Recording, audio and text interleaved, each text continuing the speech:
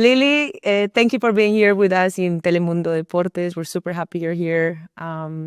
We know you have accomplished a lot in a very short span in your career, but youngest player, male or female, to sign a contract with Ajax, youngest player, American player to play in a Champions League game.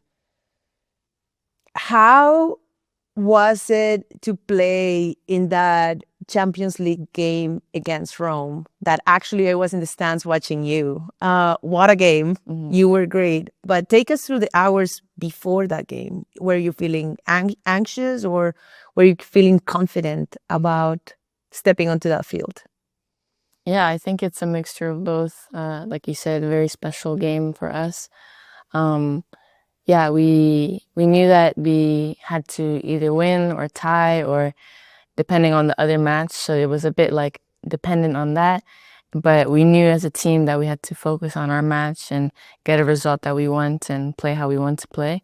And in the end, it was a crazy game, going down and then coming back, tying it before half, and then scoring off of a corner, which was so crazy. And I remember when we were 1-1, we said like, or I heard from the sideline like that the other match, depending on that result, we had to tie. And then someone came in and said, no, we have to win because otherwise, we wouldn't have gone through. So to score that goal and then to win that match and advance was so special. And it was our first time as a club in the Netherlands to make the group stage and then to go on to the quarterfinals was crazy.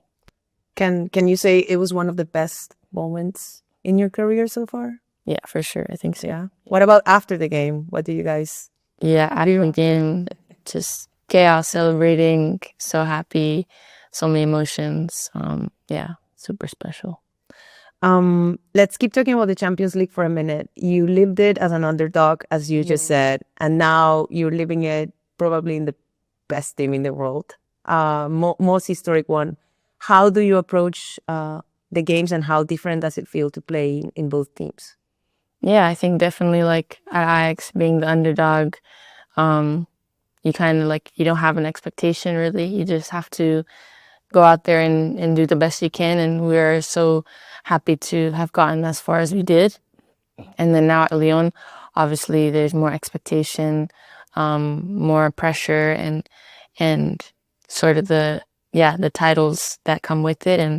And I think that's a privilege. I think we say that the pressure and the expectation is a privilege, to play at a club like Lyon, with so much history in the competition, and to have that expectation is good. But we know that we just have to be ourselves, and obviously we want to do well, and but we just have to take it game for game, training for training, and believe in ourselves, and hopefully we can do well. You have been in France for a few months. How does it feel? Are you meeting new people? Are you missing Dutch food? I don't think so, but how is it?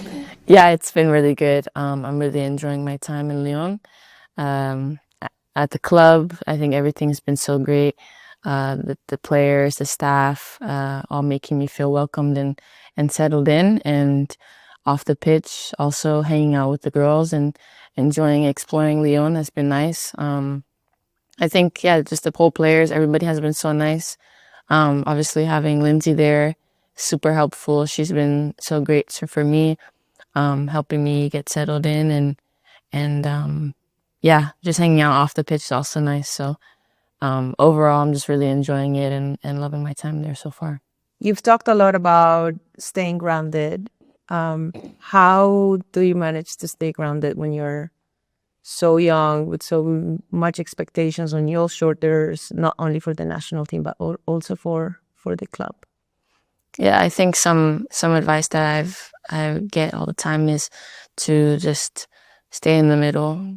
Don't get too high on the highs. Don't get too low on the lows. And just knowing that it's a process. Football's a process. There's going to be ups and downs, but to just keep going and keep pushing myself to want to get better And I think just having my support system around me, my family who keep me grounded, and I think that's how I do it. Your grandfather played in the Ethiopian national team. Your brothers also played football.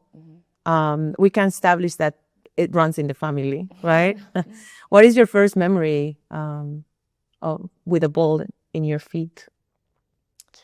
I don't know the first, but I can just say that I think it's definitely just with my family. I think with my brothers, with my dad, I think just training and kicking the ball around in the house. I think, my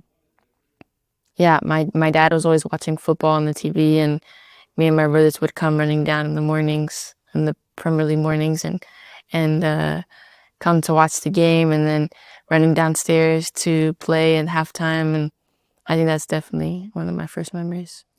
You get to spend your time with two of the best coaches, women coaches. No, not women's, best coaches in the world. You have Emma Hayes and U.S. Women's National Team, and then you have Jonathan Giraldes at your club. Any differences tactically in what they ask for you on the field? I think it's hard to say. It's hard to compare. I think we can just say that they're just two top coaches that I have learned so much from already. And I think coming into this environment with Emma, I'm so grateful that she's given me so many opportunities to gain experience in this team, and to be in this environment, to learn from her and to grow. And at Lyon as well, I think it's been great the first couple months with Jonathan. Just the environment that he's created, the intensity in the trainings, everything like that has been so great. And I'm just really grateful to learn from them both and have two top coaches to learn from. Yeah. Thank you, Lily. Thank you. Ya que nos encontraste, no nos pierdas. Suscríbete al canal de YouTube de Telemundo Deportes.